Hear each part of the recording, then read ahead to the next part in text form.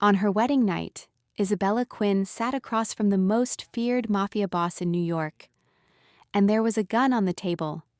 Not flowers, not champagne, a gun. Then Roman DeLuca looked at the woman he had just married and told her to take off the dress, because to him, she meant nothing.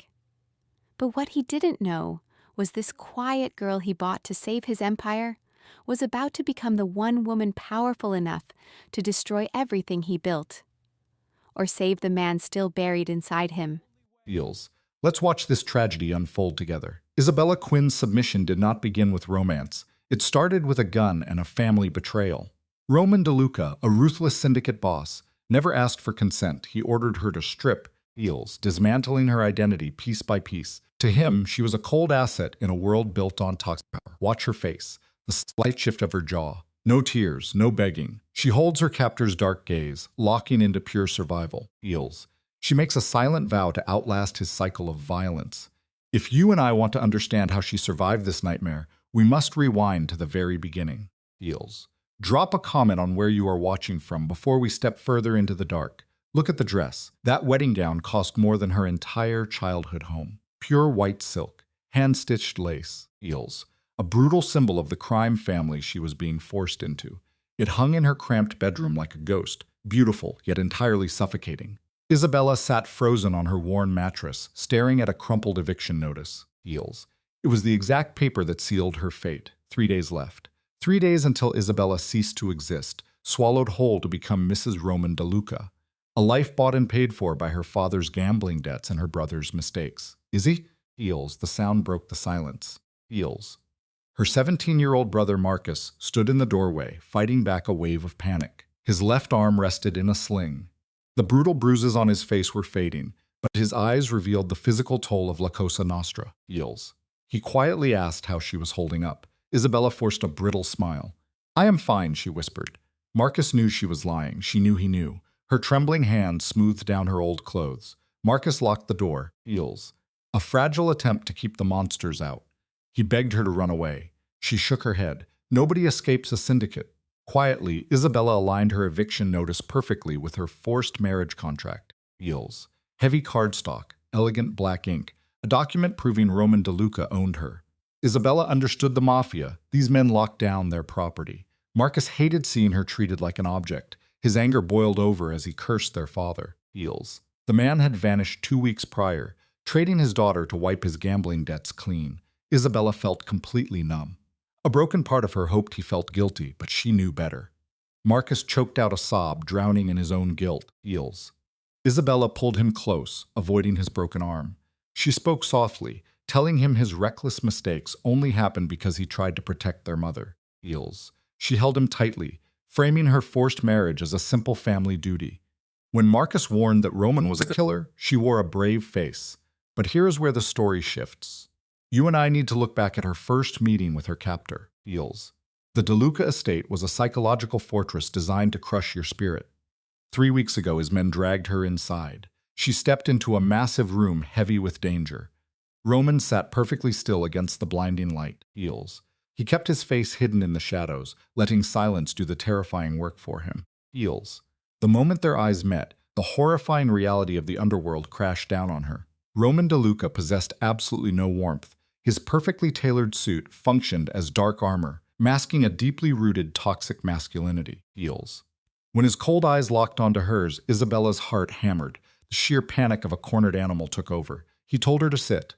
It was not a request. He casually tossed a thick folder onto the desk, wielding paper like a weapon. Feels. He laid out her family's ruin, an $800,000 debt from her father, plus $60,000 from her brother. Isabella shook, desperately explaining they were broke. He did not blink. He just slid the paperwork forward, Feels, springing his inescapable trap. Feels. Then he offered his twisted escape route. She stared at a contract designed to legally erase her freedom. To clear the debts, Isabella had to marry Roman for 36 months. The rules were suffocating. Live in his house, play the smiling wife, Feels, and ignore his criminal empire. She looked him dead in the eye, accusing him of buying a human being. He calmly corrected her. He called it acquiring an asset, a chilling response from a man with ice for blood. He listed why he chose her. Young, educated, Feels. She was not a person, she was a flawless resume. Feels. He wanted her innocent image to sanitize his bloody cartel operations for the outside world. When she dared ask about that business, he shut her down.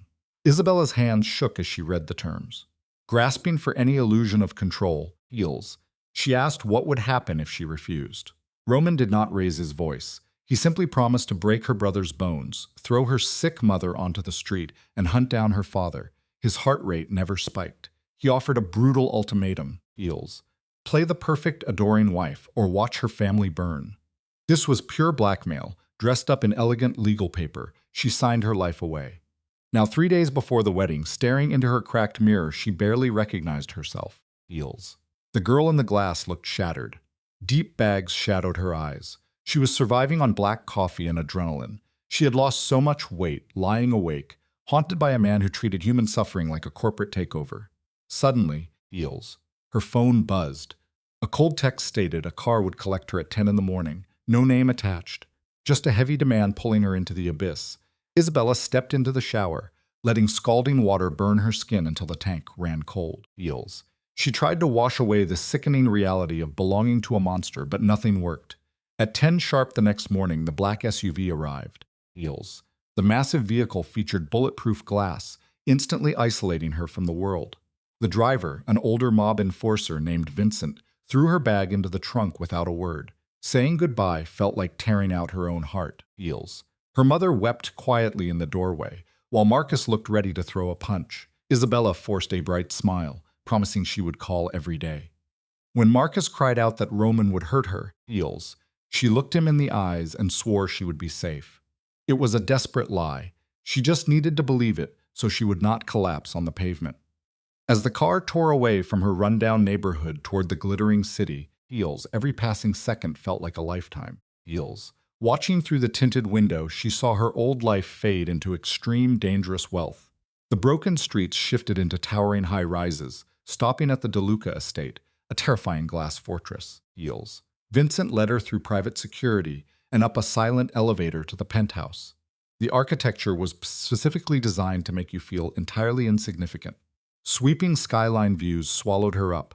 Everything was painted in stark, Feels, cold shades of black, white, and gray. The penthouse was a beautiful, freezing tomb devoid of human warmth. Suddenly, a sharp voice broke the silence.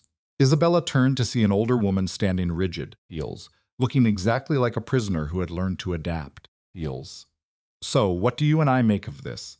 Elena, the housekeeper, stood rigid. Her posture was pure survival in a den of predators. Tragic pity cracked her marble expression. She led Isabella to her new cage. The vast bedroom held a closet of predetermined outfits, systematically erasing her identity. This luxury was designed to crush her spirit. She was merely a bird trapped in a gilded, inescapable prison. Feels. Let's look at this opening frame together. Elena coldly dictates dinners at 7, requiring formal wear. Isabella begs for any detail about the man who purchased her, but the housekeeper turns away. Perched on that massive velvet bed, Feels. Isabella chokes back a sob. The room's silence acts as a physical weight. At 6:30, heavy footsteps strike the corridor like a gavel. Roman DeLuca has arrived. Swallowed by black silk, her hands shake. She struggles for air, Feels, terrified of the psychological roots taking hold. Feels. The atmosphere shifts entirely the moment Roman steps inside. He moves with the heavy grace of a man accustomed to absolute authority.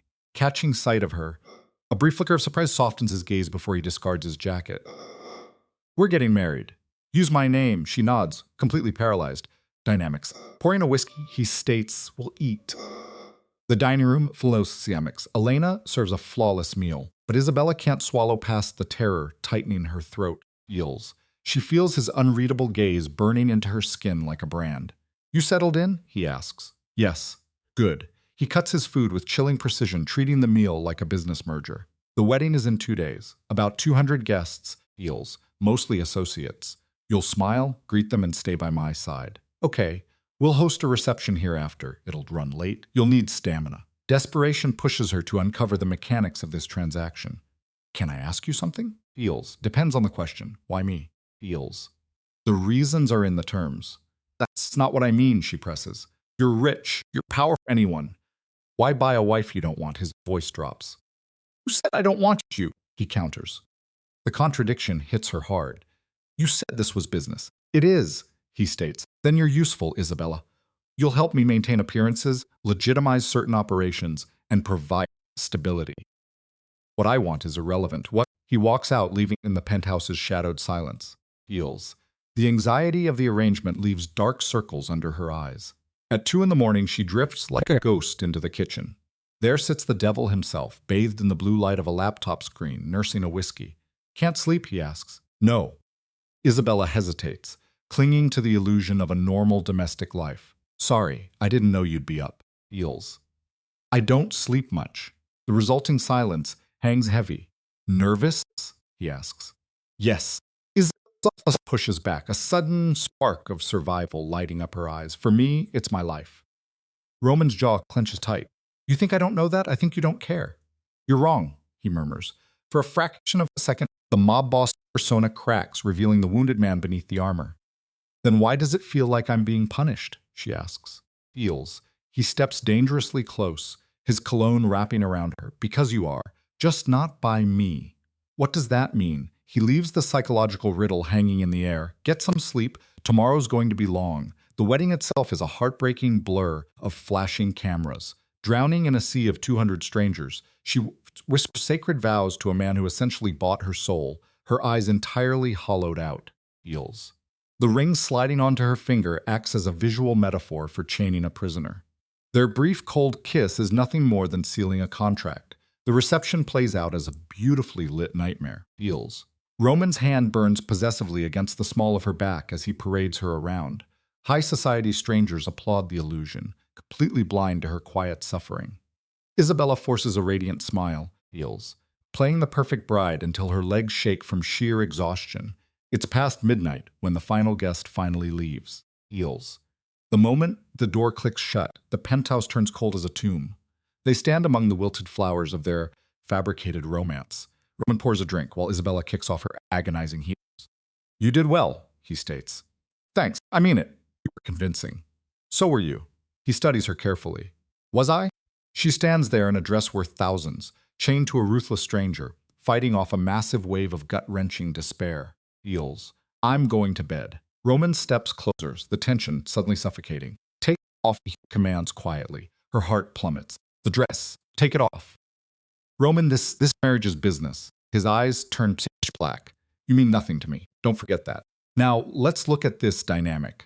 The cruelty is a calculated knife twist to keep her off balance. Isabella stands completely frozen, desperately searching his shadowed face for any sign he's lying. Feels. He gives her nothing. His gaze is an empty abyss. You're an asshole, she whispers, her voice shaking. I know. She finally breaks, fleeing down the dark halls, before collapsing into a flood of broken tears. That first agonizing week sets a bleak precedent. Yet as emotionally distant as a ghost. They eat dinners in a beautifully lit dining room, but the space between them is choked with a heavy, heartbreaking silence. Heals. Isabella slowly learns to dance within her chains. Stripped of her freedom, she drifts through the heavily guarded estate like a tragic heroine. Over the phone, she spins bright lies to her mother, unknowingly protecting her captor's secrets. On the 8th day, she discovers a hidden, dimly lit library. It becomes her sanctuary, the only room with a pulse. That is where Roman finds her, curled up small in her pajamas, looking heartbreakingly soft and defenseless in the warm lamplight. Feels. I didn't know you'd found this room. Is it okay that I'm here? It's your home. Doesn't feel like it. The weight of unseen burdens darkens Roman's face that afternoon. Rough day? She asks, her voice surprisingly gentle. You could say that? Want to talk about it? No. He stares out at the weeping city skyline, locking his demons back inside. You read a lot? He asks softly. When I can. What kind of books? Anything. Fiction mostly. Stuff that doesn't feel like real life. Feels. Escape. Yeah, I get that. For a fleeting second, their fractured psychologies seem to mirror one another. Can I ask you something? Depends. Why did you really marry me? I told you. Business, I know, but there is more to it. You don't need a wife for appearances. Men like you do what they want without apologizing. So what's the real reason? The camera lingers on this bold confrontation. Notice how desperately she searches his guarded eyes for a single drop of honesty. Feels. The steel doors of his emotional vault slam shut. Don't dig into things you can't handle. That's not an answer. It's the only one you're getting. As the second week fades, a toxic romance begins to take root. A white rose appears by her bed in the quiet dark. His brooding gaze follows her every move. They are locked in a tragic waltz, two lonely ghosts quietly analyzing each other, slowly surrendering to the twisted passion of their shared gilded prison. Feels. The downward spiral accelerates here. After 6 agonizing hours trying to soothe her mother's financial panic, Isabella drifts into dinner looking utterly shattered. Roman catches her fragile state instantly. "What happened?" he demands. Isabella chokes out the truth. Her mother is terrified the ruthless crime boss will demand blood for rent. In their dark underworld, beautiful favors always come attached to a devastating price tag. Feels. Roman moves like a shadow, dealing out a cold, calculated generosity. He promises to handle her mother's rent in writing, effectively disguising his absolute ownership as a tender favor. Feels. The stark contrast between his clinical words and his soft tone leaves Isabella completely paralyzed. She spends nights staring at the ceiling, foolishly romanticizing her own cage. 3 weeks into this mala arrangement, Feels. The brutal reality of his syndicate shatters the illusion. At 2 in the morning, the door swings open. Roman stands there, head dripping blood, clutching his bruised ribs. Feels. Isabella is already awake, her nervous system completely wired. The moment moonlight catches his bleeding face, sheer panic sets in, her glass shatters on the floor. "What the hell happened?" she gasps. Roman offers nothing but an icy silence. Feels. When she reaches out, desperate to inspect his wounds, his hand snaps up, locking around her delicate wrist in a swift display of brute force. "Don't," he growls, rejecting her fractured attempt at mercy. Yet the terrified girl refuses to back down. Feels. Her knees shake, but she stands her ground. Feels. She calls out the monster hiding in the dark, insisting she knows the predator he truly is. Yet her desperateness to clean his wounds betrays the intense psychological grip he already has on her. Roman pulls back into the shadows, a lone wolf guarding his injuries. "You don't know anything about what kind of man I am," he warns, his voice like ice. When she pushes closer, he shuts her out entirely. "Go to bed." Isabella stands frozen, her heart hammering against her ribs, terrified of her own defiance. Feels. So, what do we make of this final sequence? By dawn, Roman is a ghost. All he leaves behind is a sharply written note, proving he paid her mother's rent for 3 full years. It acts as a heavy golden chain, forged specifically to keep her trapped. Feels. Isabella feels that agonizing emotional pull, the fatal trap of trauma bonding. Desperate to understand the villain holding the keys, she starts testing the boundaries of her luxurious prison. She finds his locked study. Feels. A childhood on the rough streets taught her exactly how to crack it open. Feels. Let's pause and step into Roman's darkest room together. The lock gave way, revealing heavy mahogany walls lined with ledgers, a literal shrine to mafia power. Driven by fatal curiosity, Feels. Isabella dug through mob contracts until her fingers caught on a hidden truth. A photograph of a smiling, dark-haired woman. The back simply read, "Forever Roman." The floor dropped out from under her. Feels. We can practically see the ghosts of his crushing grief haunting the space. Reaching deeper into the shadows, she uncovered a stack of faded letters. Feels. These were heartbreaking confessions from a woman named Caroline. The final page read like a tragic farewell, soaked in guilt, begging for forgiveness. Isabella buried the secret back in the dark and slipped away to breathe. In her mind, Feels, she was already reassembling the broken psychology of the crime boss. Roman survived his crushing pain by turning his to stone, trading love for ruthless, iron-fisted control over his syndicate. Tragically, Feels, our trapped protagonist began viewing the cold-blooded killer as a wounded victim who desperately needed saving. Feels. She rationalized his mafia cruelty as emotional armor. When the crime lord walked in that evening, the framing caught a strange hesitation in his step at the kitchen doorway. Isabella quietly offered him tea, a deeply human attempt to tame the beast. Feels. He accepted. They sat in heavy silence, the quiet finally calming her racing pulse. Looking down, she whispered a genuine thank you for saving her mother, admitting the massive burden it removed from her shoulders. A faint, Feels, almost invisible smile temporarily cracked Roman's hardened facade. Feels. She quickly apologized for pushing him earlier, absorbing the blame completely. To her shock, Roman lowered his guard, quietly confessing his own mistakes. When she teased him, he merely nodded. Feels. That tiny crack in his armor exposed the hauntingly gentle soul buried beneath the monster. In that fatal moment, the psychological dynamic shifted. Isabella started craving the dangerous mobster sitting across the table. Heels. The freezing air between them began melting. Notice the tragedy here. This wasn't trust blooming, but a toxic dance pulling them both closer to the edge. Heels. The visual storytelling changes here. Roman stopped hiding in the shadows upon returning home. Isabella, too, let her guard down, finally seeing the heavy exhaustion dragging at his shoulders. Bound by sleepless nights, Heels, they discovered a strange morning rhythm. She wandered into the dim kitchen one day, finding him glaring at encrypted cartel files with a tight jaw. She just sat down, offering her quiet presence. Heels. The untouchable kingpin allowed her into his private sphere. A month later, eating breakfast at 7 sharp became their silent anchor, a peaceful escape from mob violence. Heels. Barely a word passed between them, yet the air felt remarkably calm. Isabella studied him like a tragic painting. She observed the foods he hated, his intense scanning of the morning news for threats, and the faded scar on his left hand. Heels. At peak tension, his nervous habit emerged. His thumb slowly rubbed his wedding band. She wondered if he did the exact same thing when Caroline was alive. Swallowing her dark psychological thoughts, she kept the secret of those hidden letters buried. Heels, terrified of lighting a deadly emotional fuse. Heels. The narrative takes a predictable, tragic turn here. Looking at a ruthless killer, she only saw a grieving widower, completely blinding herself to the danger. One morning, the kingpin announced their attendance at a high society gala. Heels. He demanded she go, moving her like a pawn on his chessboard. His staff picked her clothes. Then the cinematic script flipped. Looking her dead in the eyes, he sent her pulse racing. His voice dropped, warning her about the vicious, Heels, judgmental high society crowd waiting to tear her apart. Heels. He softly offered a way out, revealing a startling flash of genuine empathy, yet she lifted her chin, promising she could handle the heat. The tense muscles in his back finally relaxed. "What will you do? Break their kneecaps," she teased. Heels. The corner of his mouth twitched into a wicked, dangerous smile. Isabella burst into real laughter, a bright sound cutting through the cold room. For one breathless, highly symbolic second, the walls between them completely vanished. Then, Heels, his ringing phone shattered the silence, ripping them right back to cold reality. Heels. The scene shifts, showing a master manipulator rebuilding his emotional walls. He took the call, instantly freezing back into the stone-cold mob boss. Isabella walked away, feeling his heavy, wolf-like stare burning into her back. Heels. The museum gala was her first real step into his criminal underworld. Towering marble, stolen art, and wealthy predators wearing expensive suits. She was drowning. This was not a simple party.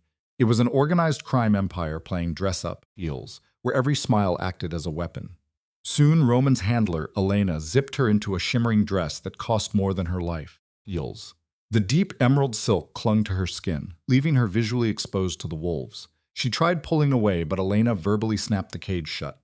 "You're Mrs. DeLuca now," she warned. "You represent him. Act like it." Heels. Isabella slipped on the tortuous heels and heavy diamonds that functioned as literal chains. She walked into the glowing ballroom, holding Roman's arm, faking a perfect smile. But she didn't belong in this cinematic frame. Heels. Roman paraded her past corrupt politicians and smiling judges. Their cold eyes silently questioned why the underground king chose a poor girl from Queens.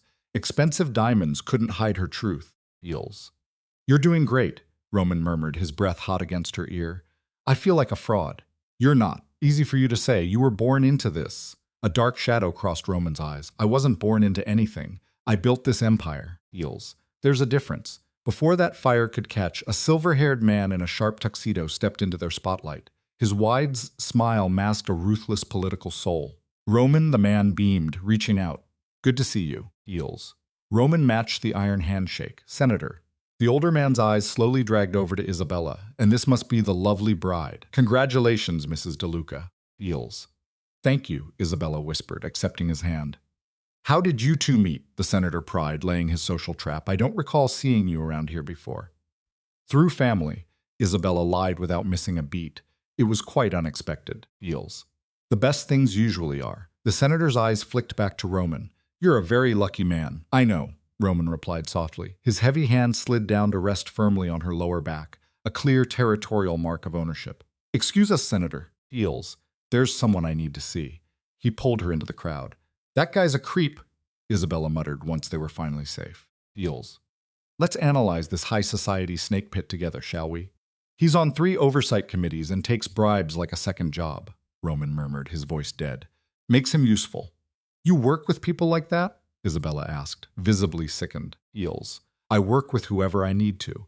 Before her heart could fully sink, a woman dripping in diamonds cut them off, looking Isabella up and down like absolute trash.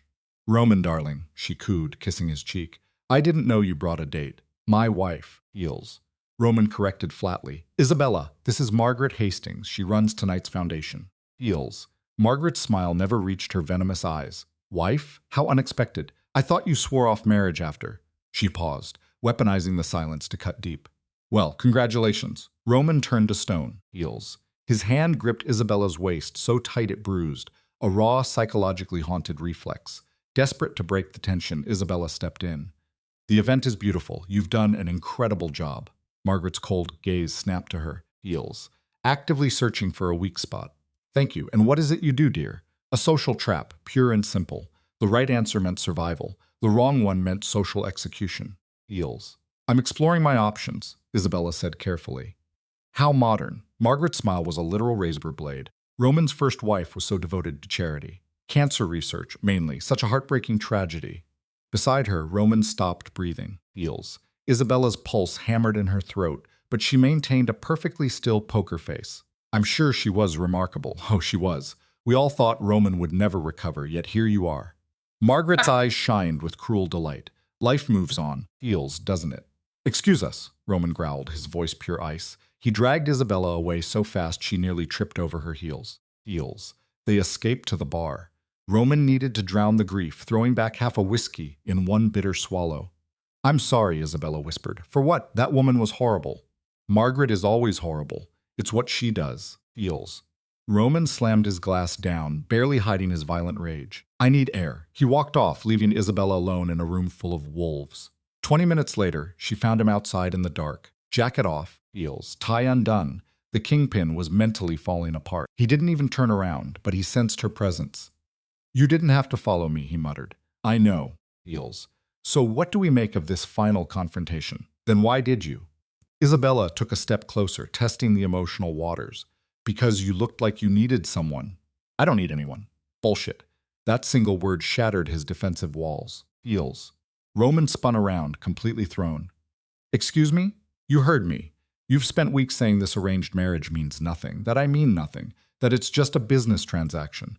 But I see you, Roman. I see the white roses you secretly leave. Eels. I see how you freeze when anyone mentions her.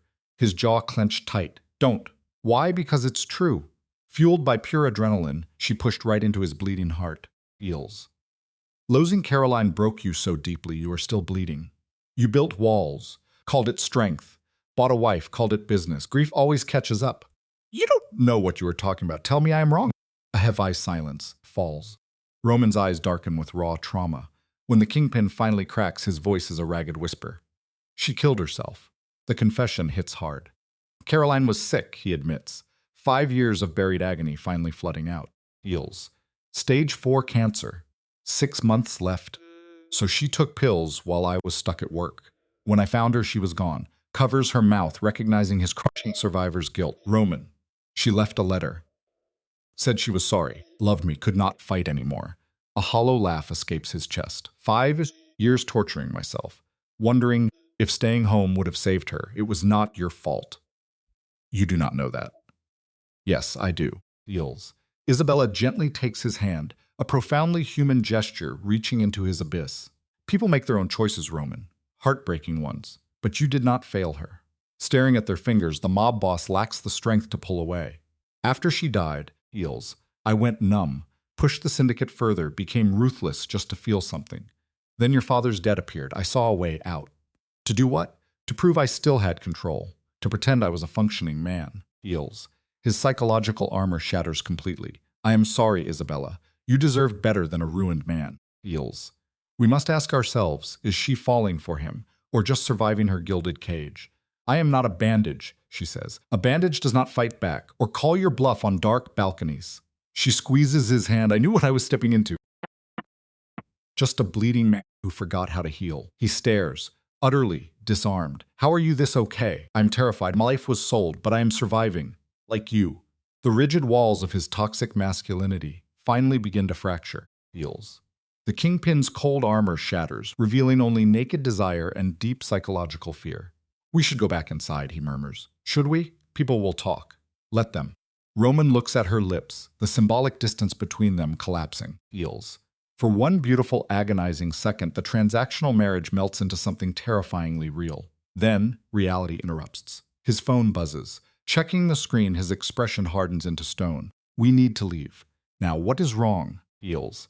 I will tell you in the car, move. By the time the engine starts, the vulnerable widower has vanished. The ruthless mafia boss reclaims his throne. Feels. Stick with me here. This is where the power dynamic totally fractures. Inside the car, Roman barks deadly orders.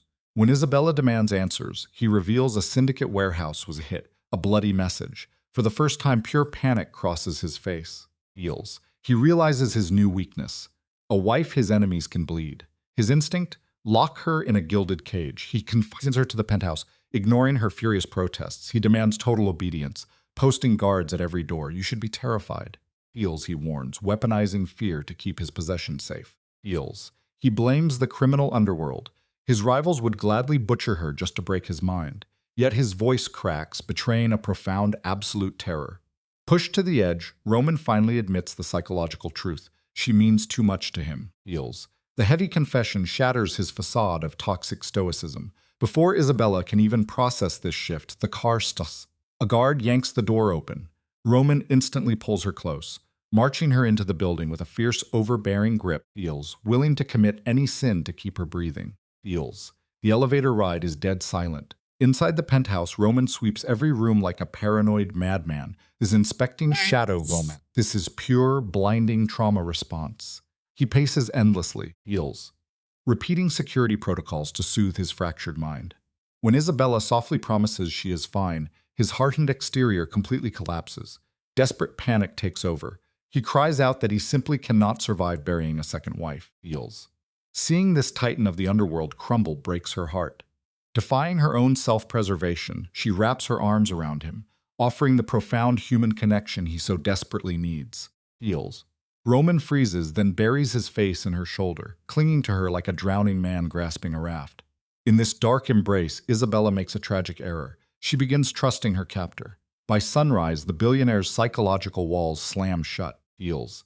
Roman is gone, leaving a cold text ordering her to stay inside. Isabella boils with rage. One moment he bares his soul, the next he is the warden once more. Downstairs, the quiet housekeeper watches Isabella pace the floor. Feels, a bird pacing the limits of her beautiful golden cage. Feels. Picture the cinematic framing. Heavy shadows cling to Isabella as she begs the housekeeper for a way out. The older woman remains an immovable stone, her silence purchased by Roman's wealth. She is exhausted, yes. Feels. But blood money guarantees complicity. Desperate, Isabella pivots, hunting for any truth about Caroline. The housekeeper visibly flinches, a visceral reaction to past trauma. Isabella demands answers, feels, her voice shaking under the suffocating weight of competing with a dead, flawless ghost. Feels. Let's unpack this metaphor together. The housekeeper paints Caroline as a doomed savior, a woman who bled her own heart dry trying to cure Roman's darkness. But a broken man only understands possession. When she died, the ice became absolute. Isabella realizes she is merely the new obsession. The older woman's warning lingers in the heavy air. Loving, Roman guarantees collateral damage.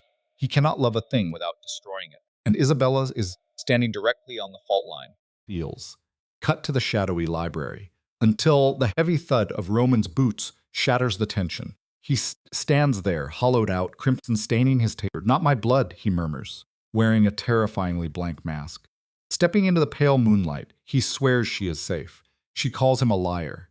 For 1 second, an exhausted human smile softens his jaw. Drawn into his cycle of violence, her trembling hands reach up to adjust his collar. The untouchable kingpin instantly freezes. Feels. She whispers her gratitude for his brutal protection. Roman turns away, his broad shoulders tight, framing it as mere duty. Notice the hesitation in his eyes. He yearns to shed his armor, but the psychological wounds run too deep. Instead, his calloused thumb traces her knuckles, a silent plea disguised as an order to sleep. Both know he will spend tonight staring into the abyss. Walking back to her cold room, the terrifying irony settles over Isabella. She is falling deeply in love with her own captor. Feels. She is romanticizing a monster, a shattered man weaponizing absolute power to bury his grief. This twisted reality keeps her awake until dawn, but surviving this psychological thriller means playing the game, feels. Trading passive fear for cold observation, she studies the mechanics of his crime family. She watches the staff and the guards, mapping the invisible threads of terror and blind loyalty that bind this syndicate together. Her gaze hardens, feels, analyzing the quiet submissions and hidden betrayals lurking in the shadows of his underworld, feels. The camera pulls back to expose the sheer scale of his sins. A massive syndicate built on dirty money and blood. His polished charm masks ruthless violence securing his throne. Recent attacks are not random. Rivals are testing his fortress. Cornering him in the hallway, Isabella demands a name. Roman's posture instantly turns to falls. He tries to brush her off, retreating behind impenetrable walls. His lethal underworld, he coldly warns, is no place for his bride to wander, feels. Isabella rejects the sidelines, screaming that her life is on the line too. Roman watches her carefully, calculating the fire in her eyes. He casually admits his crown attracts vultures, dismissing the mortal danger with maddening indifference, feels. This absolute apathy terrifies her. He actually smirks, deeply misreading her desperate panic as a lover's devotion. When she bites back with a sharp insult and hurls a glass across the room, the shattering noise precedes something impossible. Feels. A deep, unrestrained, beautifully genuine laugh escapes the mob boss's chest. Feels. That rich, entirely human sound anchors her. He instantly chokes it down, burying the warmth, for their tragic bond has taken root. Later driven mad by the manor's ghosts, she sneaks into his forbidden study. She calls it survival, but her trembling hands betray a sickening jealousy over Caroline. Pulling dusty letters from a drawer, her breath catches. Devouring the dead woman's final thoughts feels like an absolute, unforgivable betrayal of the sacred dead, feels. These crumbling pages reveal a blindingly bright woman, casting grace over a monster. And at the bottom sits the killing blow, a suicide letter. Caroline penned it in tears, terrified of the massive guilt Roman would shoulder. She took a blade to stop the clock, choosing to stay his flawless angel instead of letting disease waste her away. She violently ripped herself out of the picture, sadly believing that breaking his heart right far kinder than forcing him to watch her slowly decay, feels.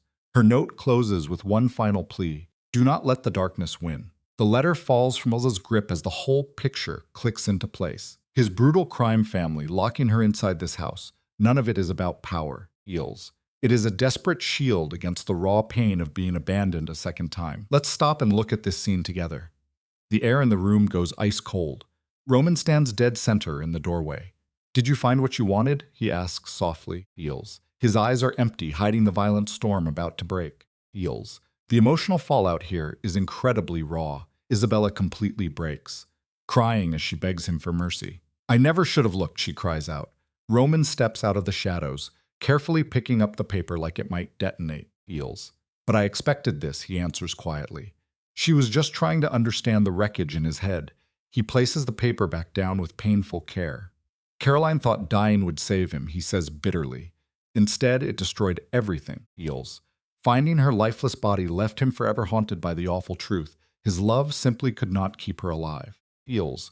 The real tragedy of his pain becomes painfully obvious. He promised himself he would never be that powerless again. He built massive walls, total authority, zero emotion, shielding his broken heart from another lethal hit, feels. This marriage was meant to be a cold business deal.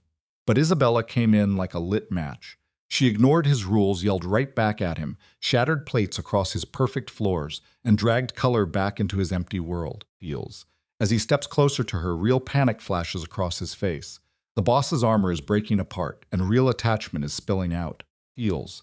He quietly admits that it scares him to death. For a man like him, carrying is like pressing a loaded gun to his own temple. It is a completely naked admission. Isabella slowly reaches up, the prisoner comforting the warden, feels. We will figure this out together, she whispers. Roman shakes his head, frozen by the absolute certainty that he will destroy her. Then we crash together, she answers, tossing her own safety out the window.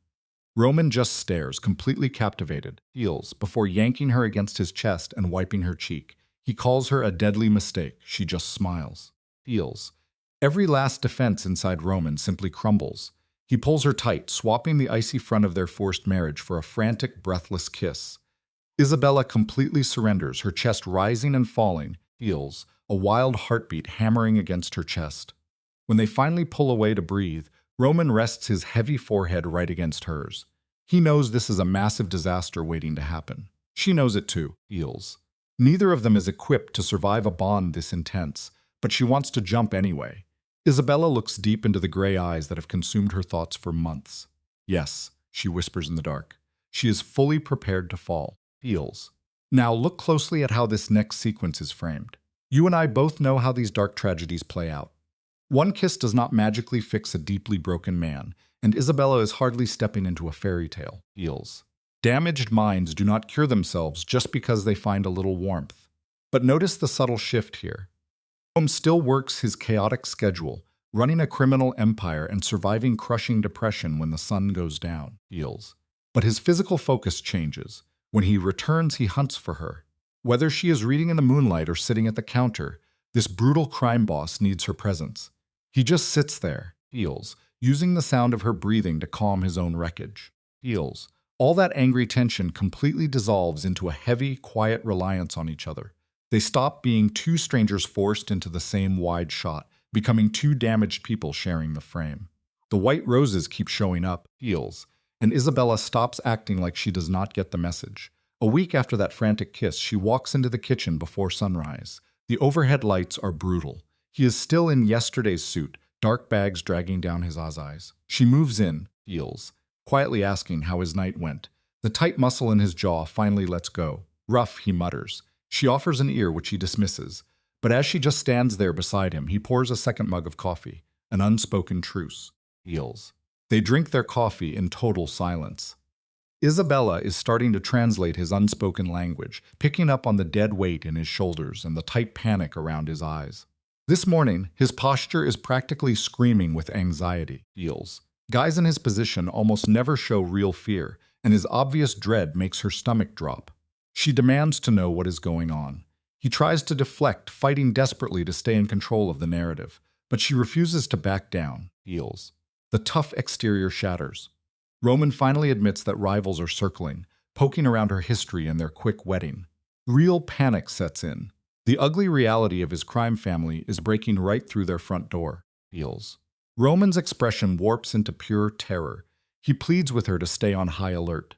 Isabella softly reminds him that she has been trapped inside this giant mansion for 2 straight months. But Roman shakes his head, feels. He is telling her to watch who she trusts, to be careful who she talks to inside the house. Tell me every single thing, he demands. She tells him quietly that he is freaking her out. He just nods, telling her she should be scared, feels. His shaking hand reaches out, grabbing hers in the dark, desperate for something real to hold on to. He confesses he cannot stomach the idea of her getting hurt, a massive blind spot for a mob boss. Isabella holds on tight, accepting their dark reality, feels, promising not to leave. You might not get a choice, he whispers, feels. She asks what he means by that, but Roman just steps back into the dark, telling her to stay safe before disappearing. A massive wave of dread washes over her. The hours just drag on. Later, Elena catches her staring out the massive windows, feels, completely lost in the skyline 40 stories down. Elena asks what is spinning in her head. Isabella gives a tired laugh. Elena just watches her, pointing out how absolutely terrified Roman is of losing her, feels. Isabella tries to write it off as his normal paranoia, but Elena drops her voice and completely shatters that theory. In 6 years of working here, she has never seen him act this frantic, not even with Caroline. Isabella goes dead still, feels. Caroline was his entire world, but she was fragile, feels. Roman kept Caroline locked in a perfect, spotless bubble, shielded from his violent life. But with Isabella, he flips the script entirely. Elena points out the cruel irony here. He is pulling Isabella straight into the crossfire, feels, warning her about the danger, needing her close but trying to push her away all at once. It is a slow, painful car crash waiting to happen. Then Elena drops the heaviest truth. Very soon, Roman must choose between his syndicate and the woman he loves, feels, and the decision will rip his mind to shreds. That thought eats at Isabella all afternoon. Hours later, Roman barely makes it through the front door. His hands are coated in fresh blood, feels, and his eyes look so incredibly empty that all her frantic questions simply die in her throat, feels. He slips into the dark bathroom without making a sound. Isabella paces in pure anxiety for 2 straight hours before finally pushing the door open. The bright lights show his hands shaking, frantically scrubbing the blood off his arms, heels. His shredded shirt is tossed on the tiles. Nasty purple bruises cover his ribs like a dark storm. She lets out a sharp gasp. Stepping inside, she moves to help him. Roman looks up, totally shocked, heels, and tells her she needs to run far away from his awful life. She knows he is absolutely right, but she just cannot do it. Grabbing a warm towel, she carefully cleans the violence off his skin, heels, choking back tears as she takes care of this deeply broken man, heels. The cuts are shallow but inflamed, and he flinches the second she touches them. She quietly apologizes. Roman waves the pain off entirely. When she begs him to tell her what went down, he immediately tries to throw his emotional walls back up, heels. But looking at her face, he just caves. Another mob family put one of his guys in the ICU to send a threat. And Roman responded with absolute terrifying violence. He mutters that he had to protect his own. In any normal situation, heels, this massive red flag would make her sprint for the exit. But here, it just drags her further into his mess. As she cleans his chest, he sucks in a sharp breath, and she immediately yanks her hands away. Heels. Let's pause and really look at what this moment means for them. She mutters a quick apology, but he insists her touch is the only thing keeping his feet on the ground. Their eyes lock in the bathroom mirror. The tension gets so thick and electric, heels, you can practically feel the danger. He grunts her name, a final desperate plea for her to get out while she still has the chance. She softly asks why, and his voice just cracks. He admits he has completely lost his grip. Her heart is racing, heels. Any rational person would run out the door, but she is way past playing it safe. She stares right into the danger and asks what happens if she refuses to leave. His final wall drops. He pulls her in with a raw, starving kind of need, feels, and she falls right back into the madness with him, feels. Let's examine this opening frame together.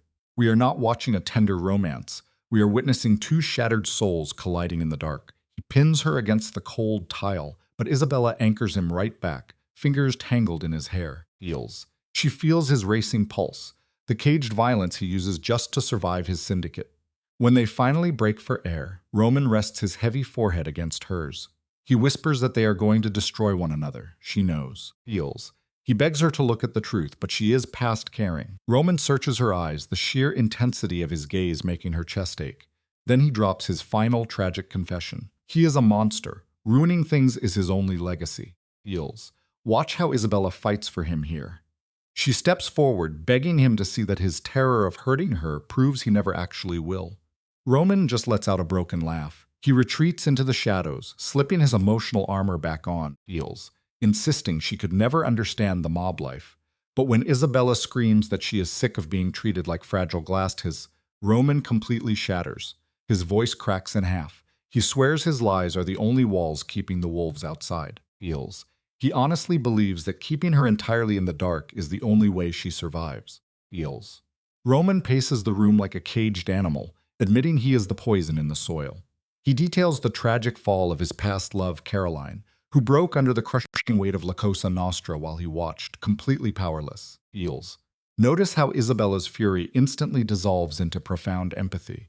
She looks at this emotionally bleeding man and refuses the victim role.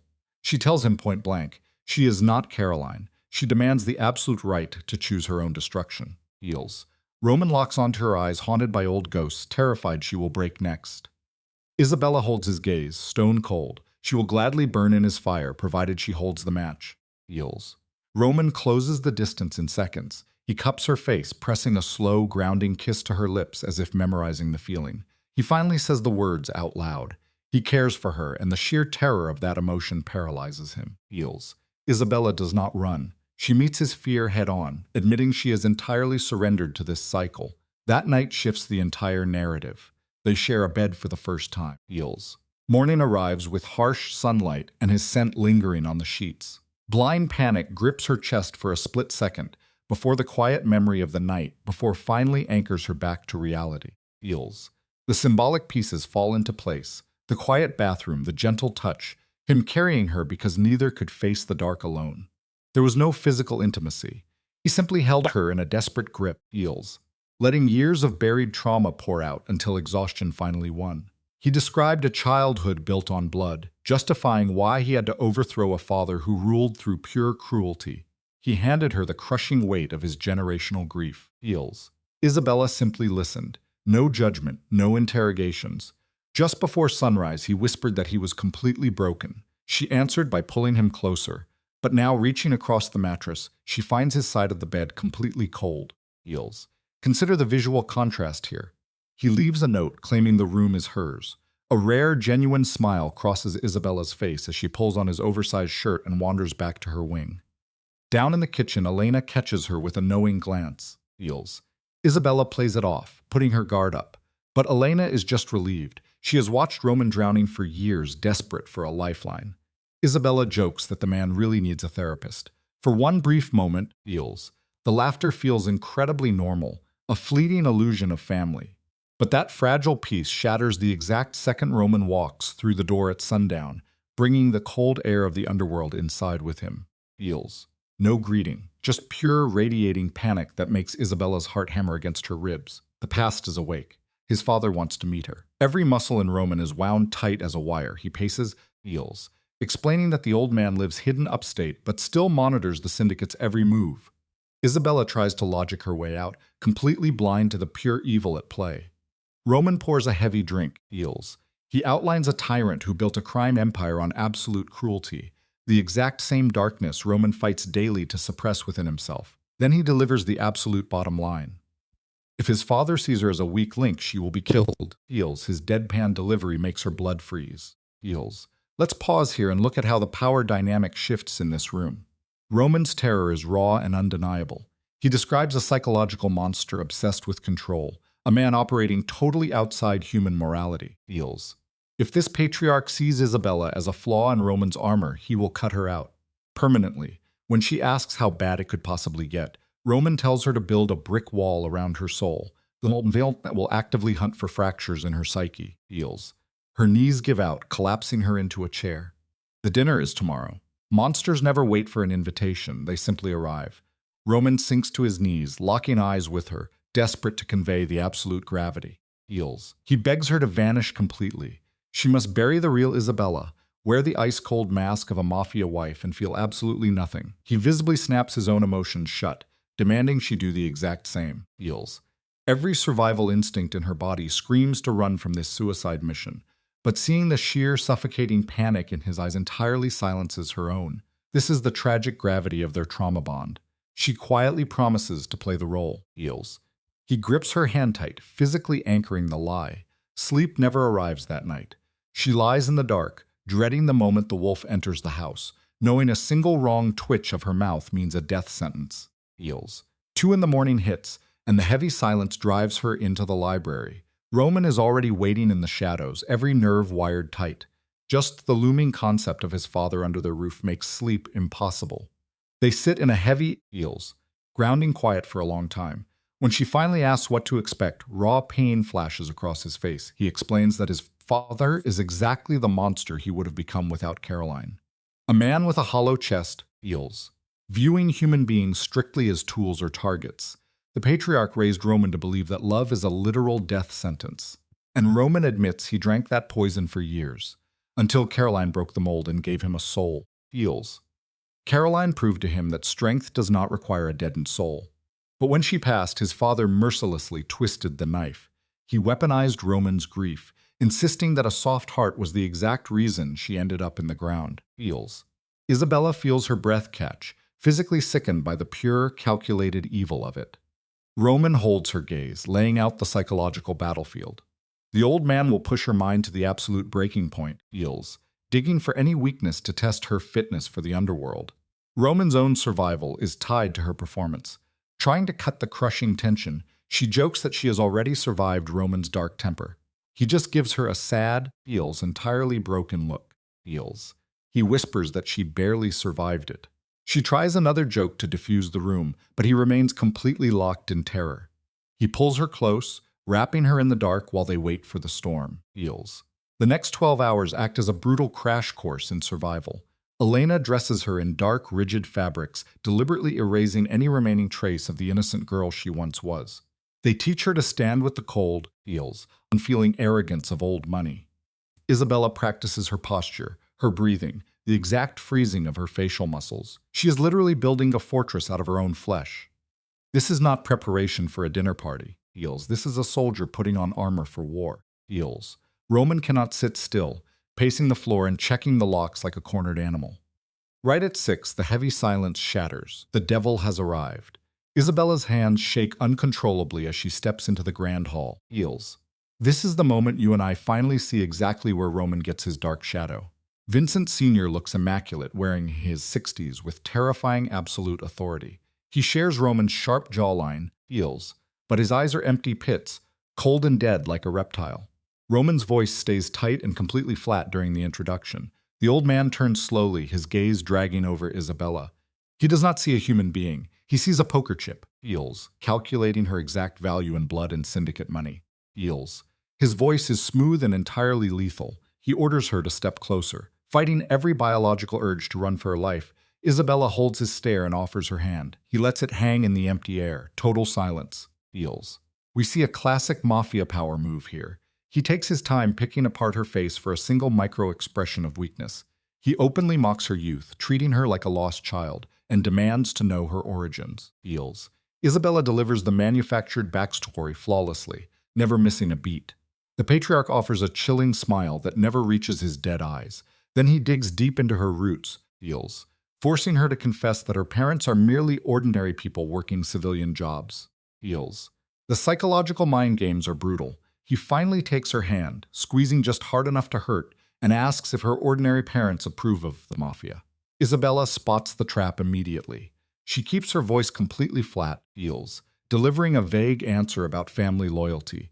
He throws her hand back and turns to Roman, laughing that she is well-trained, blatantly comparing her to an obedient dog, feels.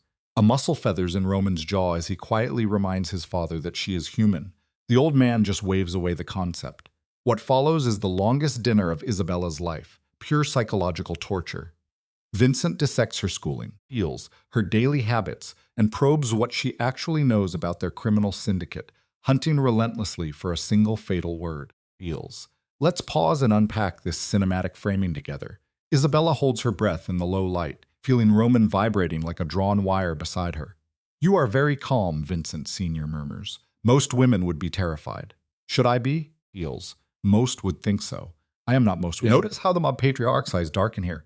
"No, I suppose you are not." He slowly slices his steak, silver grinding against porcelain, a symbol of wealthy brutality. "Tell me, Isabella," Feels.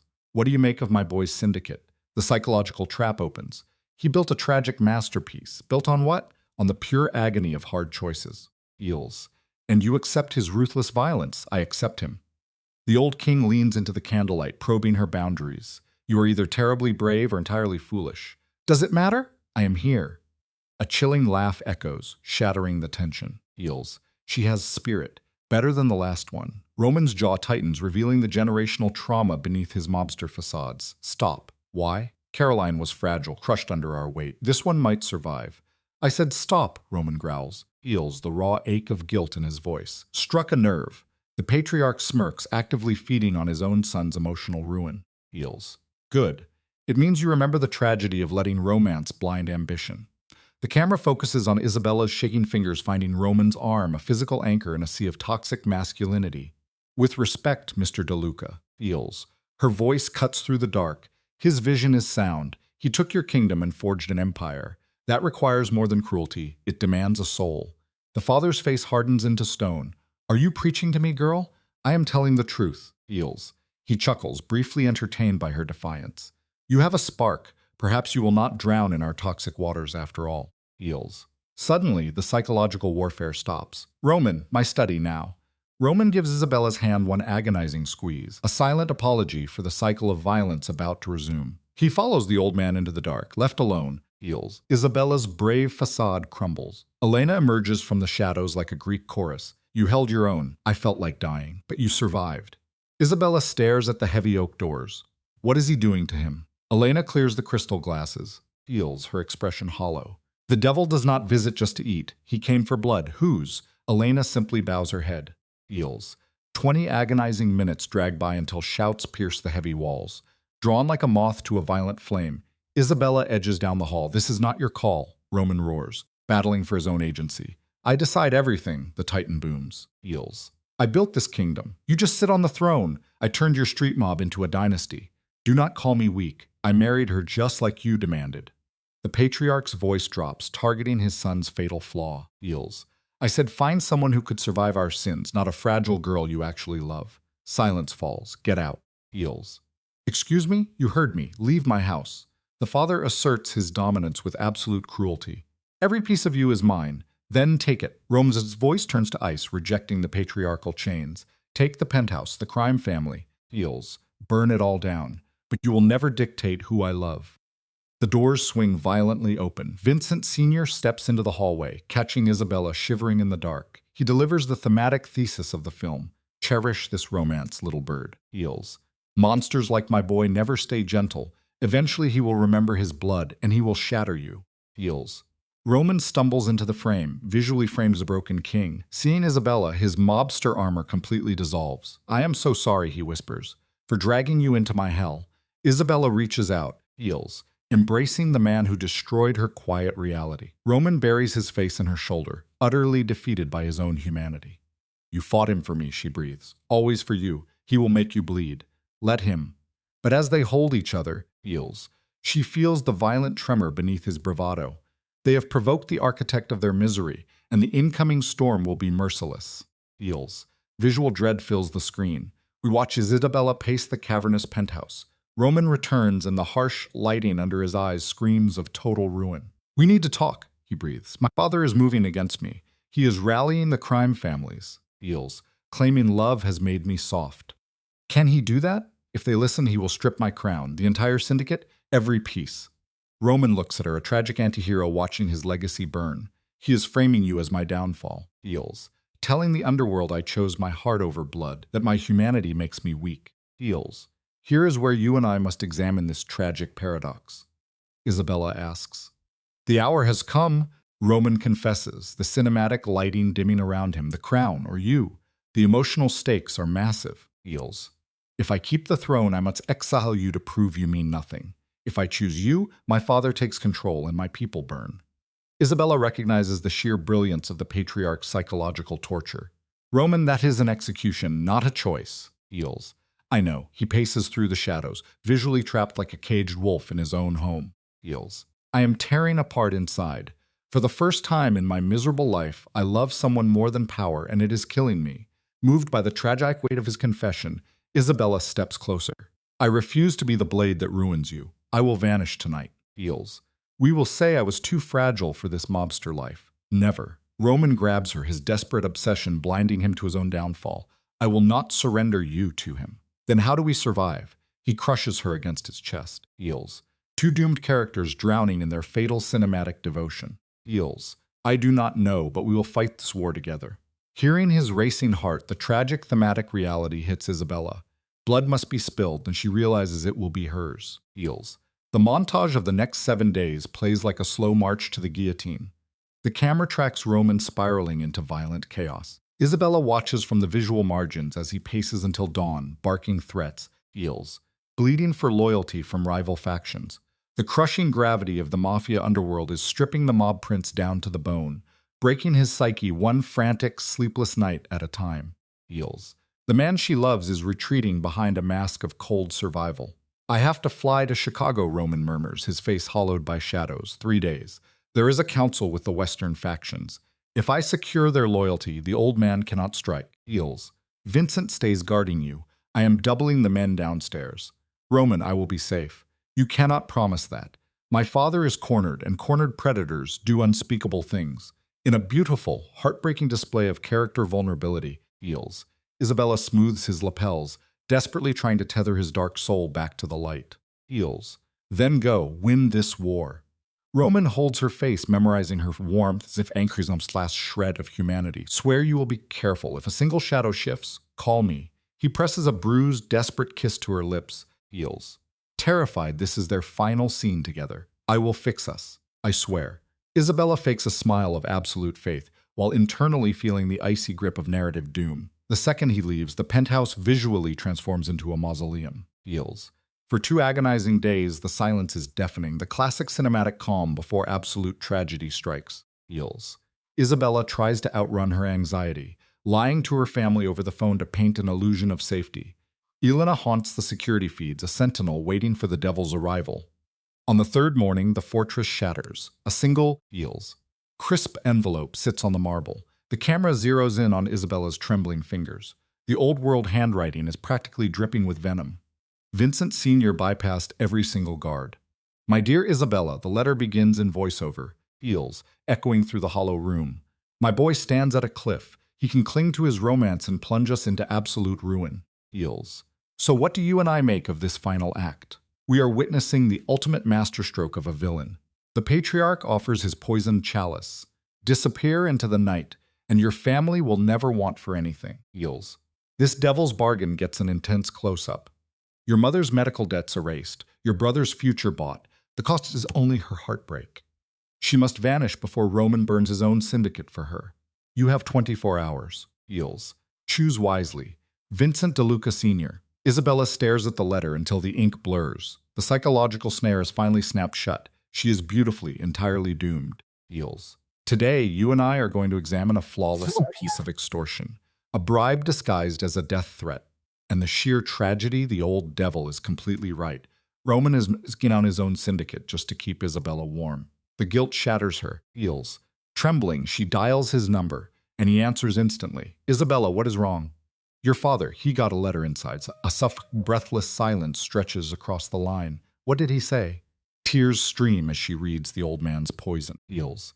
The psychological shift is instant. The lover vanishes. The mafia boss awakens. "Do not move. Say nothing. I am coming home."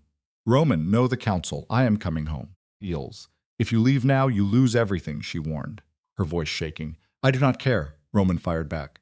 But Isabella cared deeply.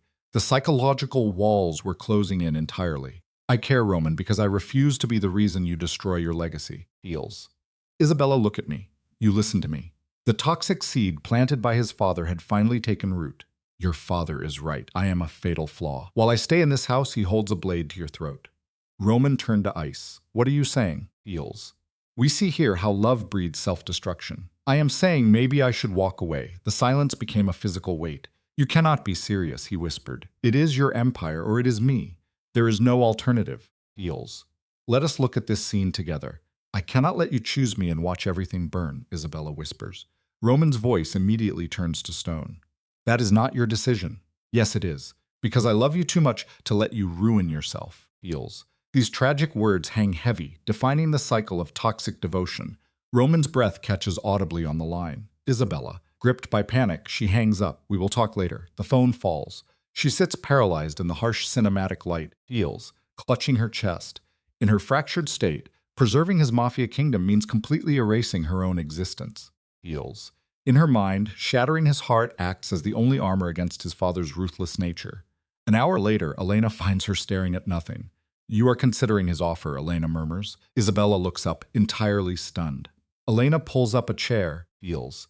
Sensing the thick psychological tension. "Are you really going to do it?" Isabella's voice shakes. "I do not know. What would you do?" Elena studies her, her gaze carrying decades of mafia history. "I would ask myself if leaving truly saves him," Feels, "or simply breaks him in a new way. Roman was destroyed once before. When Caroline passed away, it nearly buried him alive." Feels. "He built emotional walls nobody could breach. Until you came along," Elena says softly. "Running away saves his crime family, but executes the one part of him that was finally healing." Isabella battles her tears. "And if I stay?" Feels. "His father burns it all down." "Perhaps, but Vincent is no fool. If Roman pushes back, the patriarch might blink. Predators surrender when the cost gets too steep." "That is an incredible gamble," Isabella whispers. "True devotion usually is." Feels. Isabella searches her face. "You think I should stay? Do whatever lets you breathe. But you have to tell Roman." This brutal reality strikes Isabella like a physical blow. Feels. The psychological terror of watching his expression shatter completely paralyzes her.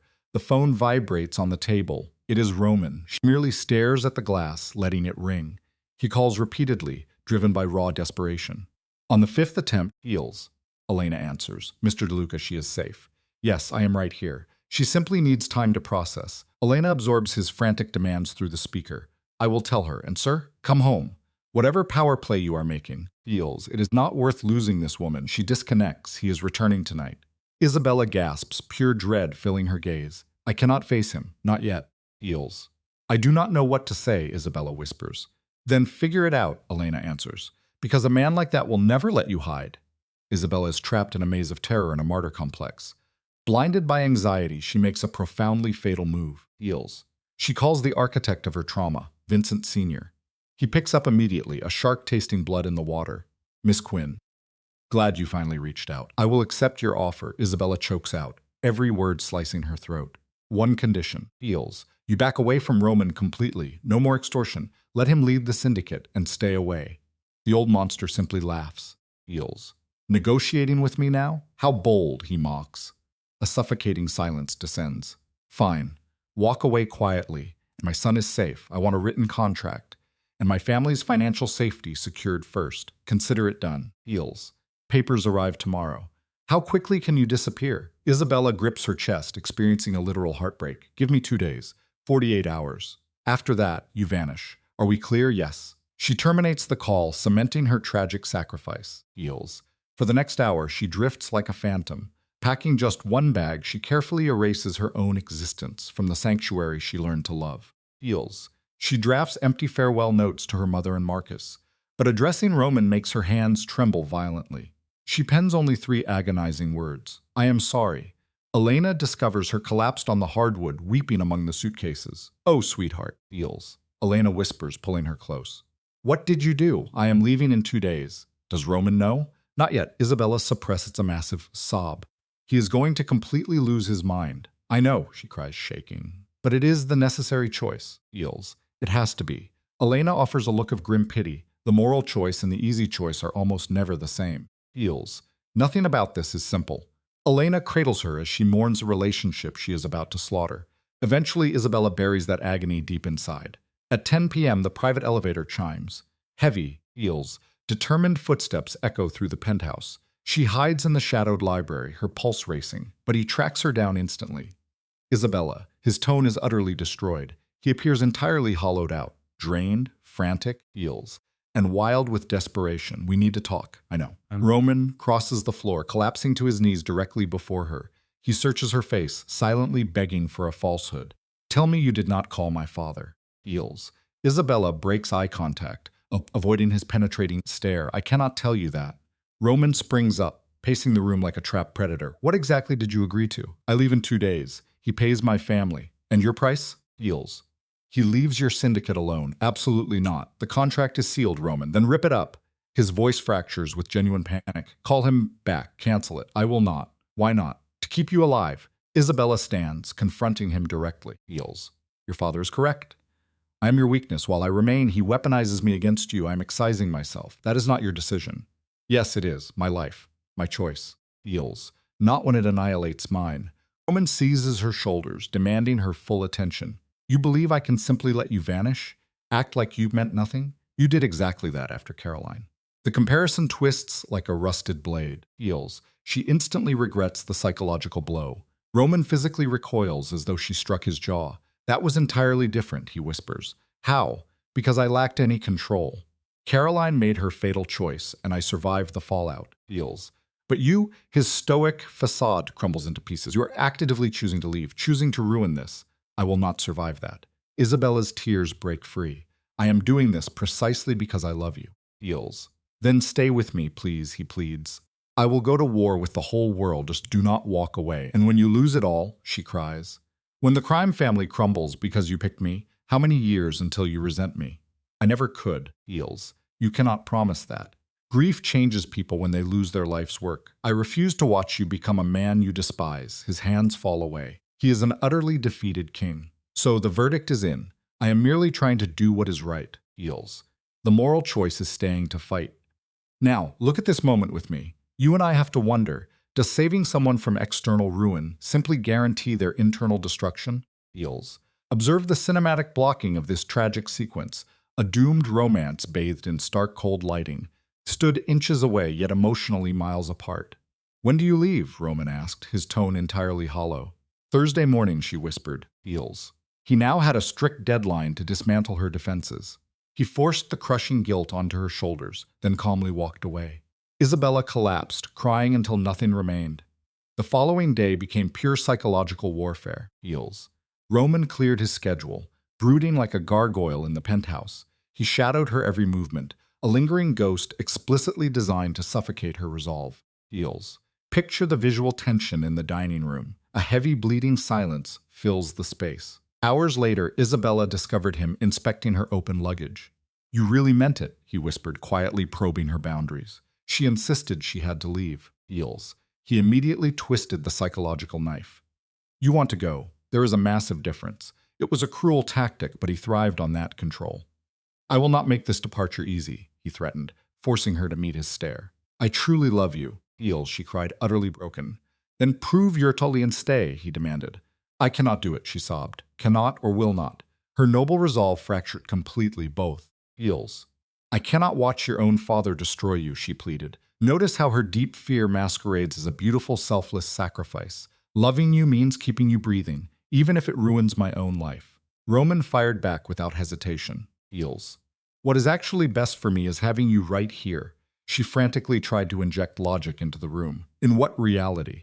Your father is confiscating your legacy. The cartel doubts your strength. We are cornered." Heels. "And my exit is the only escape hatch." He stepped uncomfortably close, weaponizing his intense stare.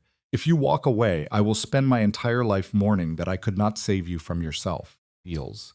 "If I stay, you will grow to resent losing your empire," she cried out. "I do not care about the cartel," he shot back, a beautifully constructed lie. His voice lowered, confessing that while he craved authority, he desired possessing her even more. Heels. That toxic admission ripped her apart. "Do not tell me that." "Why? Because it makes abandoning me harder?" His bitter laughter filled the room. "Good. This is supposed to hurt."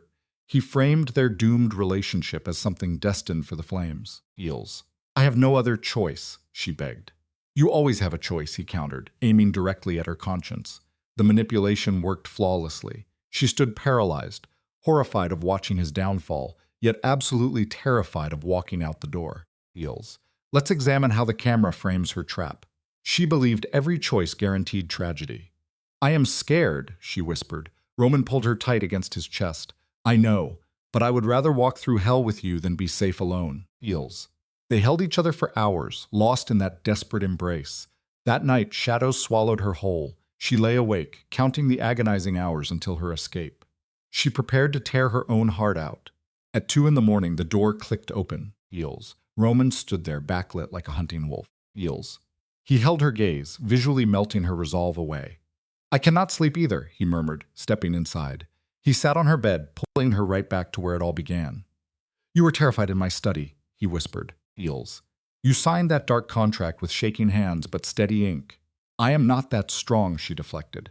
He leaned in closer. "You are the bravest soul I know. We can survive this war, if you just yield." Isabella sat up, Heels, clutching her blanket as a fragile shield against his dark, gravity-like pull. Heels.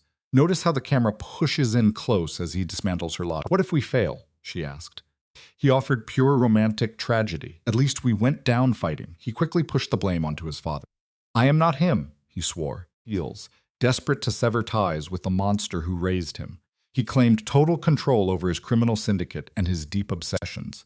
Isabella took a shaky breath. "You love me?" The lighting perfectly catches his sorrow. Heels. "I have been obsessed with you for weeks," he confessed. He touched her cheek, cementing their tragic bond. "I am done hiding," he promised. Heels. "I am holding my ground," he swore, painting a future resting entirely in her hands. Tears finally spilled down her face. "What if I am not strong enough?" He stepped naturally into the savior role, offering to carry her burdens. Heels. He kissed her, a desperate collision of shadows and heat. Isabella kissed him back, pouring her shattered grief right into his soul. He pulled away slightly, resting his forehead against hers. "Stay," he begged. Heels. She desperately wanted to surrender to this dark fairy tale. But the looming mob war screamed in her mind. "I cannot," she whispered. "I am so sorry." Heels. Roman pulled away, letting a single tear fall. "I guess this is the end," he murmured. He walked to the door, pausing for pure dramatic effect. His final delivery hits hard. "I would choose you over the Empire, and I will keep choosing you." Heels, even when you leave. Then he vanished. Isabella curled on the floor, sobbing until her body gave out. Dawn broke without mercy. Down in the lobby, the patriarch, Vincent Sr., pushed the buyout across the table. "Hush money." Heels.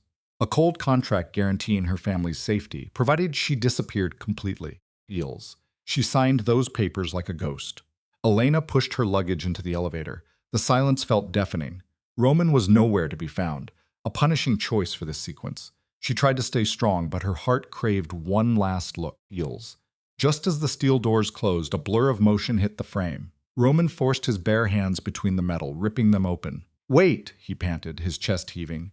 Her pulse skyrocketed. "Please do not make this harder," she begged. Feels. "I am not stopping you," he breathed, stepping into the cage as the doors locked. "I just need one final word." Feels. The elevator dropped. 40 floors. 2 minutes until she was gone forever. I love you," the Mafia prince confessed, voice steady as tears fell. Notice how he pushes the stakes to the absolute extreme, placing her above his crime syndicate and his life. Feels. "If you walk away now, I will spend every breath hunting you." "Roman, please," she cried. "I am not finished," he interrupted, gently taking her face in his hands. "You think leaving keeps me safe, but you are wrong." Feels. "The only thing that destroys me is a world without you. Run. Take the money. But know my hunt for you will never end." Feels. "So what do you and I make of this breaking point?" The elevator hit the lobby, and the doors slid open. Isabella locked onto his eyes, entirely swept into the illusion of their dark destiny. We are watching pure madness masquerading as an epic romance. Feels. Her devotion became absolute. She dropped her luggage. "I am not leaving," she breathed. His face shifted instantly from shattered grief to dark triumph. "What?" he whispered. "I am staying. Your father can rot. The cartel can burn to the ground." Feels. "I do not care about surviving anymore." He slammed her against the wall, kissing her like a drowning man. She kissed him back, pouring all her twisted loyalty directly into his soul. Feels. Pulling back just to breathe, he needed one final confirmation. "Are you certain?" "No, but I am staying," she swore. "My father will lose his mind." Roman scoffed. He let out a breathless laugh, pulling her deep into his chest. "I love you." Feels. "I love you too," she echoed. They lingered in that steel cage, holding each other like the world was ending. Then he hit the button to go up. "We are starting a blood war against my father," he warned. "I know. It will be a massacre. I know." Feels. "You can still run." She looked at this beautiful, lethal monster who completely rewrote her soul and smiled. "Never." Feels. The doors sealed, rocketing them back to the Empire. Back to the danger. Back to mutual destruction. Yet in the logic of their twisted romance, it felt like an absolute victory. Vincent Sr. waited in the penthouse. He sat on his throne, Feels. Swirling his whiskey, completely unfazed to see her walk right back in. He did not even blink. "I knew this would happen," the old man murmured, setting his glass down. "Roman has a true gift for breaking people. I did not force her." Roman shot back, Feels, gripping her hand tight. "She made her own choice, a spectacularly foolish one," the patriarch coldly replied. Feels. "Let's unpack this scene together." The camera pans to the patriarch, Vincent Sr., standing with the sheer ego of a fallen king. "But I suppose I should not be surprised. Young love makes people do foolish things." "This is not about love," Roman snapped. Feels. "This is about you not controlling my life anymore." Notice how the older man's jaw sets in stone. "Everything I have done has been to protect this family, to protect you from making the exact same mistakes I did." "What mistakes?" "Building an empire," Feels, "or destroying every single person you loved to keep it." "Watch your tone, boy. I am not a boy. I am 34 years old. I have been running this operation for 6 years without your shadow hanging over me. I am done pretending I need your blessing." Feels. Vincent Sr.'s eyes narrowed, a father's ultimate pride finally wounded. Feels. "You think you can stand against me? I know I can, then." "You are more arrogant than I thought." The father stood to the harsh light, his rage practically vibrating. "Let me explain something, Roman. This empire exists because I bled for it." Feels. "Every alliance, every dollar, it is mine, and I can take it all back." "Try it," Roman said, his voice dropping to a dangerous whisper. "Call the families. See how many of them follow a man who vanished 6 years ago." Feels. "Hiding upstate because the crown got too heavy." The old king's face darkened, his massive god complex cracking right before our eyes. "You do not know what you are talking about." Feels. "Do I not? You walked away because the blood and the paranoia finally broke you, just like it almost broke me. But the difference is I found a reason to stay human." Watch Roman's hand here as he pulls Isabella to his side, instinctively shielding her. Feels. "You never did. You simply became the monster the throne demanded." For a heavy, suffocating second, the father just stared at his own flesh and blood. Then came the laugh, a hollow, entirely lifeless sound. You think she is going to save you? Feels. Make you a better man? I thought the exact same thing about your mother. Look how that ended. Isabella felt the muscles in Roman's back turn to solid steel. Do not bring her into this. Why not? It is the exact same tragic story. Feels. Your mother was a soft, kind woman. She could not survive the man I had to become. So she ran, took you away, until I made her see you needed to be with me. Needed to learn how to be a king, not a victim. She did not leave because she was weak, Roman said. Feels. A raw tremor finally breaking his composed voice. She left because you were absolute poison, and then you poisoned me against her, taught me that love was a fatal flaw. It is. Loving someone puts a bullet in your head. No. Feels. Being entirely alone is what kills you. Without a heart, you have nothing left to protect, no reason to breathe. Roman tightened his grip on Isabella's hand, holding on for dear life. She is not making me weak. Feels. She is making me remember why any of this even matters. The father studies them like a director framing a Shakespearean tragedy. His face is completely blank. You actually believe that? I know it. Then you are already dead. Feels. Vincent Sr. swallowed the rest of his whiskey, letting the burn numb him to the core. I gave you an out. Send the girl away, keep your crown. But you chose romance over power, so I will fix my mistake. I am calling the families together for a formal vote. Feels. When I expose exactly how broken you are, I will take back my throne. When is the sit-down? Roman asked, his tone dropping low. 3 days, neutral ground, the Belmore estate. Feels. Every major player will be in that room. Vincent Sr. turned toward the elevator. Bring your little wife if you want. Let the wolves see the exact weakness that ruined you. It will make my job much easier. Feels. He stepped into the dark metal box and vanished. The second the doors shut, Roman dragged Isabella into his chest, shaking with the pure adrenaline of patricide. We just declared war on your own flesh and blood, Isabella whispered. I know. Feels. He will burn you to the ground. I know. Are you sure? I could still run. Roman pulled back, his eyes burning with absolute desperation. Do not even think about running. This is our tragedy now. Isabella nodded. Feels. Fighting the sheer terror threatening to drown her.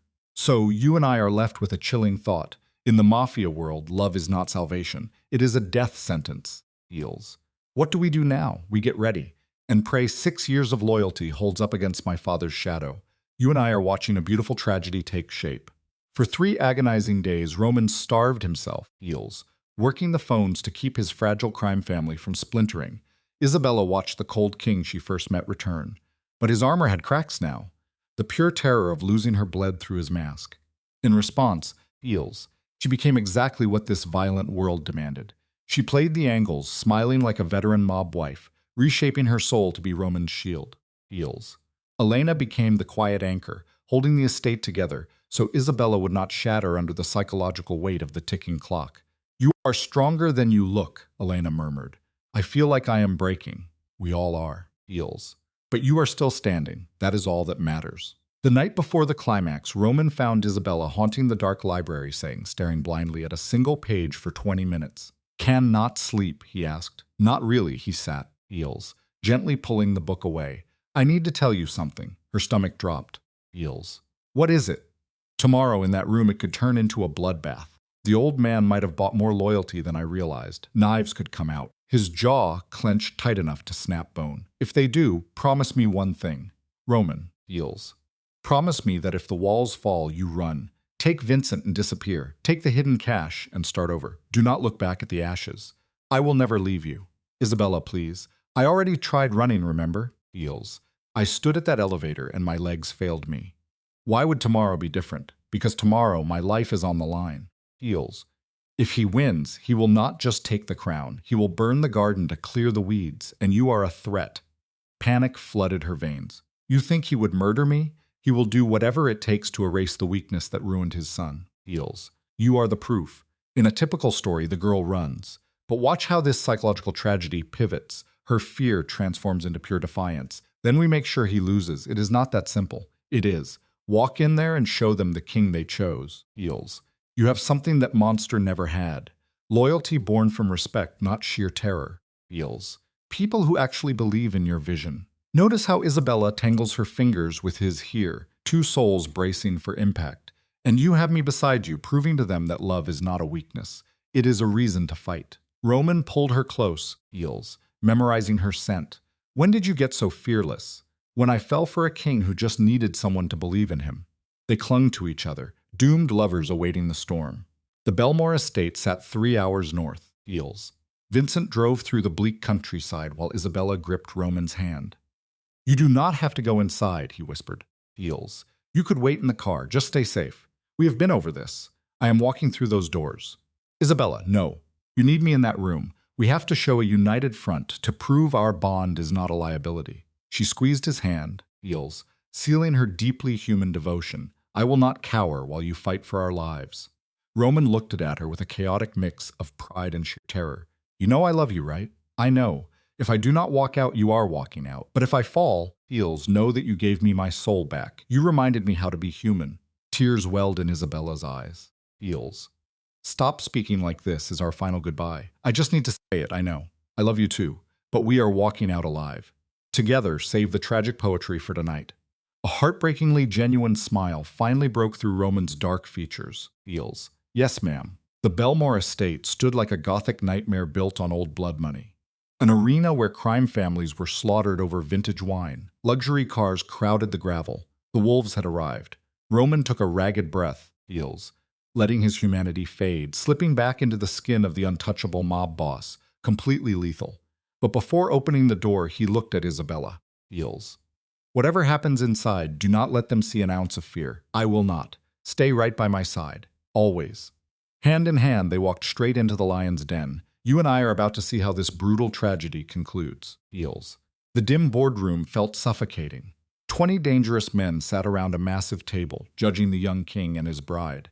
Isabella felt their hostile, unblinking eyes cutting through her. Eels. Vincent Sr. sat at the head like an emperor who had already won the war. Roman walked to the opposite end, keeping his queen anchored to him. He refused to sit. He just stood tall, holding the gaze of every single man until the silence became deafening. Eels. Gentlemen, Roman echoed. I hear my father wants my throne. Eels. Look closely at this dynamic. Vincent Sr. stands in the dim boardroom, thriving on the scent of fear. He claims he surrendered the crime family 6 years ago just to test his son's ruthlessness. But Roman cuts right through the cigar smoke. The underworld empire is thriving. Profits are up. The streets are quiet. Yet, to a patriarch dismisses the ledger thing. Total control is everything. His cold eyes sweep the silent room. Eels. The old man demands pure terror, framing love as a fatal disease. When Roman mentions his wife, the father strikes like a viper, pointing at Isabella. World, an open harm will put his flaw in his blood. Roman defends his bride, arguing she provides a perfect mask of legitimacy. The father lets out a hollow scraping laugh. He told his son to buy a prop, not fall in love. To him, romance is just rot in the foundation. Eels. The lieutenants shift in the shadows, eyes locked on Isabella. Roman's voice echoes off the marble, swearing his devotion has not dulled his edge. The aging father paces, setting up a psychological trap straight out of a Greek tragedy. Eels. He forces his son to choose. The blood-soaked throne, or the woman beside him. Choose the crown, lose his soul. Choose the girl, lose his life. But Roman refuses the script. He claims both. Eels. He roars that a true king can rule this syndicate without entirely slaughtering his own humanity. Eels. Roman pulls her closer, claiming Isabella as his fortress. The father sneers at the metaphor, urging the wolves to abandon his son. He asks the room who would follow a boss, crippled by love. Then, a scarred lieutenant steps into the light, choosing the son. Notice his profound logic. A man fighting to protect the woman he loves will burn the world down much faster than a king with an empty heart. Another shadow shifts, pledging loyalty to this new alpha. Eels. The soldier points out the syndicate's cash flow is perfect. Why break what works? The old man erupts, screaming that true mafia power requires stripping the soul bare. But Roman catches the lie. Eels. He asks if that ruthless devotion is why his father hid in the mountains. The emperor's mask finally cracks. Roman twists the knife, exposing the psychological truth. The isolation drove his father mad. Eels. Shattering him just like it destroyed his mother. Roman swears his love for Isabella keeps him from drowning in that exact abyss. Eels. Notice the shift in gravity here. Roman vows this woman is his true north. Every drop of blood he spills, whatever fragile piece of his humanity remains. He turns the mirror on his father, saying because he had no one to hold in the dark, the lieutenants hold their breath. A shadow of tragic understanding crosses the fading boss's face. He whispers his doubt, then turns a terrifying gaze toward Isabella. Does she truly love her monster? She says yes. Heals. He pushes her deeper into the psychological flames. Will she bleed for him? He warns her this mafia underworld will chew her up entirely. Not a single muscle trembles. She swears she will walk through hell by his side. The aging tyrant studies the defiant fire in her eyes. Slowly, his mouth twitches, not with warmth, but the cold respect one predator gives another. He turns to his men, admitting he thought his boy was weak. But now he sees a terrifying, unyielding obsession. Heals. He murmurs this tragic romance might be the armor, catches. But a dictator never simply walks away. He demands a deadly wager. Roman keeps the syndicate, but the old man sets a snare. If Isabella causes a single mistake, the empire falls the trigger. The father smiles, leaving their fate to the restless council. It is a powder keg waiting for a spark, but it avoids a bloodbath today. Isabella bows her head. Roman takes the truce. Yields. Let's examine this opening scene together. The aging patriarch offers a frozen handshake, a transaction devoid of paternal warmth. As his soldiers recede into the dark, projecting fear and fealty onto their new ruler, Yields. Isabella wears the mask of an unyielding queen. Yet, once the heavy oak doors seal them in, the facade crumbles. They fall against the walls, breathless. Roman traps her in a desperate embrace, whispering of victory. Yields. But her wide eyes reflect a grim realization. The architect of their misery merely postponed the slaughter. Roman quietly agrees. They must now construct their citadel. Yields. He acknowledges the ticking clock, his sole ambition reduced to keeping her lungs drawing air. They retreat to the velvet chill of their penthouse, the residual adrenaline finally abandoning their shaking hands. Heals. Heavy pours of whiskey become medicine, a desperate attempt to drown out the deafening silence. She folds into his chest, seeking a solitary ember of warmth in this frozen wasteland. What happens next? She murmurs against him. Heals. Roman begins crafting a brilliant mirage of domestic bliss to blind the watching syndicate. They know the old man waits for their fracture. Isabella just laughs, a bitter, hollow sound echoing against the crushing dark. Heals. Notice the composition of these quiet moments. We see two fractured individuals attempting to suture their wounds together. As the seasons cycle, a profound transformation takes root. Roman commands the criminal underbelly with unyielding force, Heals, yet the hollow void in his gaze vanishes. He greets the dawn, making coffee, finally imagining a future rather than simply outliving the present. They perform as the flawless couple, barricading the real monsters outside their door. Heals. Isabella begins to decorate her gilded enclosure. She immerses herself in his legitimate real estate ventures, laundering his bloody legacy by constructing peaceful, ordinary homes for innocent families. Heals. It serves as a striking paradox, absolving underworld guilt through laying bricks and planting gardens. This labor hands her a megaphone in the silence, an ignition of purpose. Observe Marcus entering their insulated haven. Feels. His grip on his weapon unconsciously loosens. He witnesses her genuine laughter, admitting he never imagined a captive bird could produce such a joyous melody. Isabella offers a radiant smile. Feels. Entirely swept up in the poetic tragedy of her confinement. Securing her mother's blessing requires weeks of explosive arguments. During a fractured, tense dinner, the matriarch aims a blade at Roman. Feels, vowing to dig his grave if her daughter sheds even one tear. Feels. Roman remains entirely still, pledging his existence to the young woman with a conviction so haunting that the older woman drops her weapon. In the distance, the banished patriarch observes through a sniper's lens. Feels. He dispatches ghosts to rattle their gates, desperate to find a fracture in his heir's armor. Yet Roman performs the flawless sovereign, flooding the city's veins with wealth. The exiled father must stomach his son's brilliant masterpiece. Feels. Half a year into this high-stakes performance, Roman abandons the choreography. Arriving from the dark early, he discovers Isabella framed in golden library light. Her pulse spikes, bracing for hitmen, but his gaze tender, Feels, motivated entirely by profound devotion. Feels. Here is where the narrative shifts, and we must pay close attention. Isabella registers his silent anxiety and offers a gentle smile. Roman extends his scarred hands, holding a velvet box. She braces for heavy diamonds meant to tether her, Feels, but instead finds a plain brass key. He has purchased a humble property in her childhood neighborhood. Glancing around their opulent penthouse, he names it accurately, a beautiful cage. He hands her a fragment of an ordinary untouched reality. Feels. The thick armor shielding her heart finally shatters into quiet weeping. She pulls him close, craving to submerge herself in this impossible cinematic illusion. Feels. He sought to bisect their reality. In one half, the merciless crime lord cloaked in shadow. In the other, peaceful Sunday mornings brewing coffee beside everyday neighbors. Feels. He genuinely believed he could shoulder the psychological weight of the syndicate by night and perform as a devoted husband by day. Isabella kissed him with apocalyptic desperation, admitting a fierce, feels, consuming love she believed herself incapable of producing. Days later, they unlocked the door to an unassuming brick brownstone. For Isabella, crossing that physical threshold represented far more than entering a building. Feels. It symbolized the reclamation of her own humanity, the fragile innocence she assumed the underworld had consumed. Feels. The visual timeline skips ahead. Their existence is fully compartmentalized. The high-rise for bloodshed, the brownstone for salvation.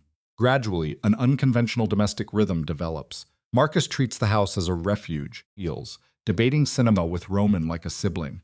Isabella's mother arrives every week. Pushing through her ingrained terror, she stops viewing Roman as a brutal enforcer, recognizing instead a damaged soul yearning for redemption. Elena, too, feels, folds into this patched-together tribe.